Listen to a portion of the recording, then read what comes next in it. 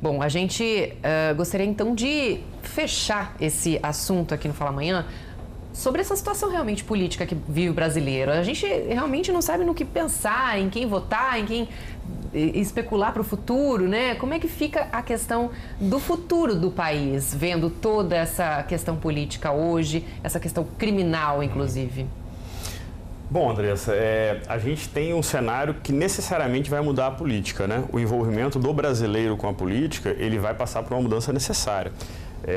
Primeiro porque se houve alguma omissão até hoje, né, e essa omissão ela tem diversas causas, né, em primeiro lugar o brasileiro ele luta por necessidades básicas diárias, né, ele trabalha para prover a alimentação da família e essa era uma explicação para que a gente não se envolvesse muito na política, né, eu não tenho tempo para isso, né.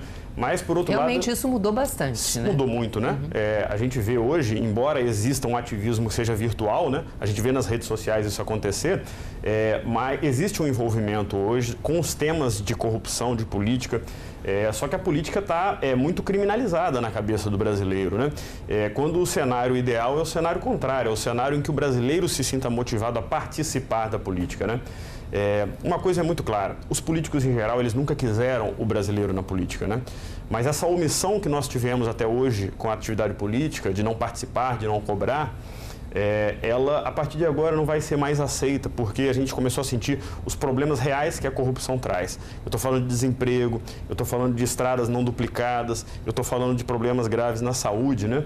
E isso passou a fazer parte da vida do brasileiro com um link direto para os casos de corrupção.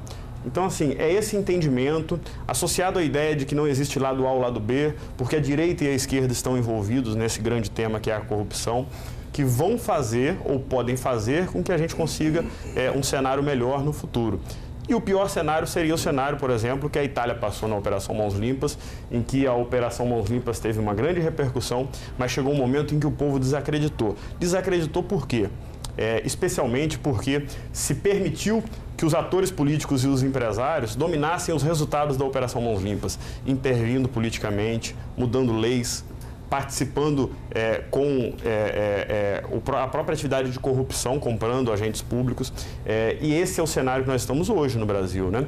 Nós vamos entender que a Lava Jato é importante e que ela tem que ser reforçada. Vale lembrar que o procurador Deltan Dallagnol esteve no Espírito Santo na sexta-feira. Estivemos lá, fizemos uma homenagem à Operação Lava Jato.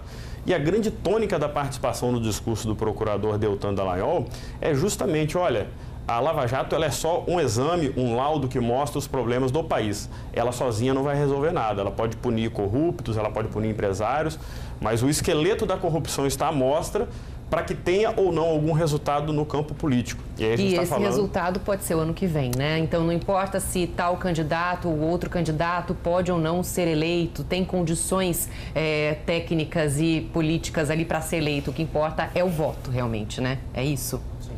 É isso que tem que ficar para o brasileiro? Sim.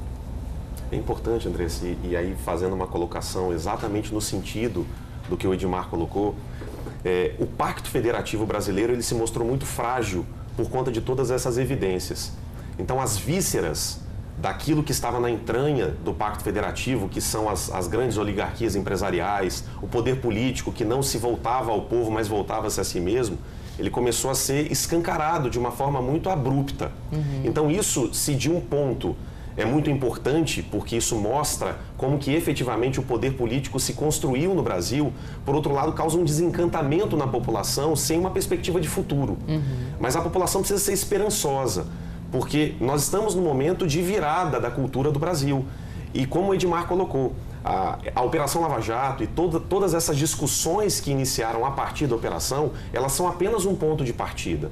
É fundamental que a sociedade brasileira abrace esse enfrentamento da má gestão, abrace discussões éticas de integridade pública como pontos fundamentais da eficiência na prestação do serviço público.